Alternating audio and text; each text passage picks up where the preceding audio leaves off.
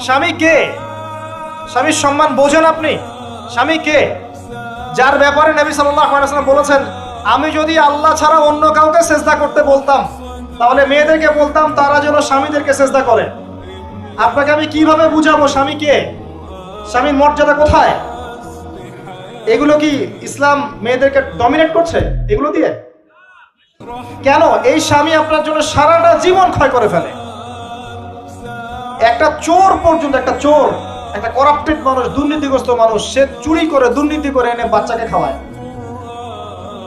একটা ধর্ষক পর্যন্ত ওর মেয়েকে আদর করে। পুরুষ মানুষ কি জিনিস কেমন করে বুঝবেন? সারাটা জীবন ক্ষয় করে ফেলায়। যদি আপনি তার আনুগত্য করেন, তার সামনে সুন্দর মতো থাকেন, তার কথার সাথে তর্ক না করেন, ভালোবাসা দিয়ে থাকেন, আপনার জন্য সে জীবন দিতে প্রস্তুত থাকে। এরকম পুরুষ মানুষ।